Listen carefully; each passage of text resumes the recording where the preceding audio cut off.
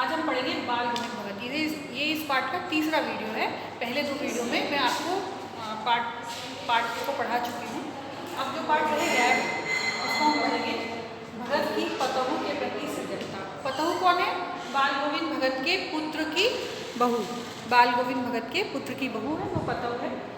भगत पतहू के प्रति बड़े सजग थे। भगत ने पतहू से चिता में आग लगाई। जो उनका बेटा मर गया था, पिछले वीडियो में मैंने आपको बताया था, तो भगत ने पतहू से चिता में आग लगाई। और यहाँ से बोर्ड पर एक क्वेश्चन बनता है कि भगत आधुनिक विचारधारा के थे या आधुनिक सोच थी उनकी, किन बातों से आपको पता चलता है? तो वहाँ पर ये आपका आएगा कि भगत ने अपने पतहू से चिता में आग लगवाई और श्राद्ध की अवधि पूरी होने पर पतहू को भाई के साथ भेज दिया। यानी जो उसका 13 दिन या 16 दिन जो भी उनके यहाँ श्राद्ध कर्म होता होगा, उसको पूरा होने के बाद उसको पतहू के साथ पतहू को भाई के साथ भेज दिया कि उसका दूसरा पुनर्विवाह करा दे।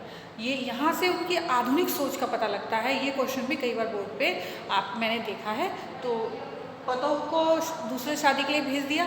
पतहू नहीं जाना चाहती थी। उसने बाल गोविंद भगत को बहुत कहा कि बुढ़ापे में आपको पानी कौन देगा, भोजन कौन देगा, मैं आपके साथ रहूँगी।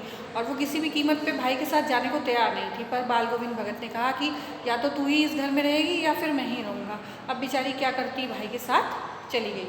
तो यहाँ पर इस पॉइंट से हमें पता लगता है कि भगत आधुनिक विचारधारा के व्यक्ति थे। फिर बाल गोविंद भगत उसके बाद के पैरा में लेखक ने बताया कि बाल गोविंद भगत हर वर्ष पैदल जाते थे गंगा स्नान के लिए। और गंगा स्नान के लिए पैदल जाते थे। 30 कोस गंगा थी और घर से ही खाकर चलते थे और घर आकर ही कुछ खाते थे। और रास्ते में कुछ नहीं खाते थे, सिर्फ पानी ही पीते थे। 4-5 दिन लगते थे आने जाने में, लंबा रास्ता और उपवास और सिर्फ पानी पीना। तो जवानी में तो ये सब चल गया, पर बुढ़ापे में ये नहीं चल पाया। तो यहाँ से भी एक क्वेश्चन आता है कि टेक वही जवानी वाली, इससे क्या आशय है? तो यहाँ पर हम वही लिखेंगे कि जो टेक वही जवानी वाली वही आशय। तब हम यहाँ पर यही चीज़ लिखेंगे कि बुढ़ापा आ गया था, परंतु जवानी की जो उमंग थी, जवानी में जैसा करते थे वैसा ही कर रहे हैं, इतनी दूर जाते थे। फिर उसके बाद आए तो उनकी तबीयत थोड़ी सी बिगड़ गई, बुखार आने लगा। तो लोगों ने पर अपना नियम व्रत नहीं छोड़ा। तो लोगों ने कहा बुखार है, तबीयत बिगड़ी है, थोड़ा नहाना धोना कम कर दो, काम कम कर लो। पर वो नहीं माने। वो अपना वही उनका दिनचर्या वही रहती रही।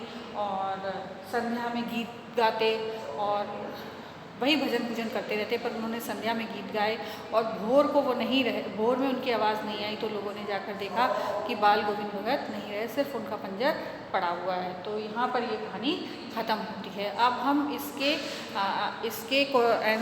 इसके जो अतिरिक्त प्रश्न हैं या जो महत्वपूर्ण प्रश्न है उसको तो मैं आपको PDF के माध्यम से भेजूंगी। लेकिन जो NCERT क्वेश्चन है पाठ्य पुस्तक में है, उसको अभी हम आपस में डिस्कस करते थे जैसे क्लास में। अब क्लास नहीं है तो हम वीडियो आपको डिस्कस करेंगे आपके साथ। भले आप नहीं बोल पा रहे, पर जूम क्लास में फिर आपको जो भी दिक्कत हो फिर हमको डिस्कस करेंगे। तो पहला क्वेश्चन काफ़ी इंपॉर्टेंट है। खेती बाड़ी से जुड़े गृहस्थ बाल गोविंद भगत अपनी किन चारित्रिक विशेषताओं के कारण साधु कहलाते थे? ये फर्स्ट वीडियो में मैंने ये वाला क्वेश्चन आपके साथ डिस्कस किया है कि इसका आंसर ये होगा कि बाल गोविंद भगत खेती बाड़ी से जुड़े गृहस्थ थे, परंतु वह फिर भी साधु थे। क्यों थे? एक तो वो कबीर में आस्था रखते थे, उनको साहब मानते थे, कबीर के पदों को गाते थे, उन्हीं के आदेशों पर चलते थे और सभी से खरा व्यवहार करते थे। वे किसी की चीज़ को भी बिना पूछे इस्तेमाल में नहीं लाते थे। और जो कुछ भी पैदावार होती थी वो सब मठ में देते थे और उसके बाद उन्हें वहाँ से जो प्राप्त होता था वो इस्तेमाल करते थे। तो इस प्रकार वो गृहस्थ होते हुए भी उनमें प्रवृत्ति साधु वाली थी। नेक्स्ट क्वेश्चन है, भगत की पुत्रवधू उन्हें अकेला क्यों नहीं छोड़ना चाहती? ये देखिए, ये हमने अभी तक डिस्कस किया है। भगत की पुत्रवधू उन्हें अकेला क्यों नहीं छोड़ना चाहती?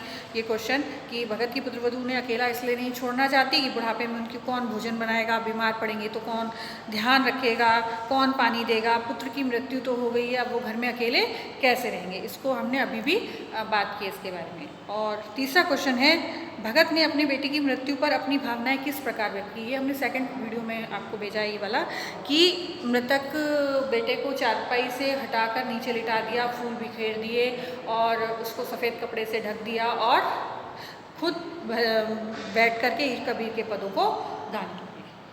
नेक्स्ट क्वेश्चन है, फोर्थ क्वेश्चन, भगत के व्यक्तित्व और वेशभूषा का चित्रण अपने प्रस्तुत कीजिए।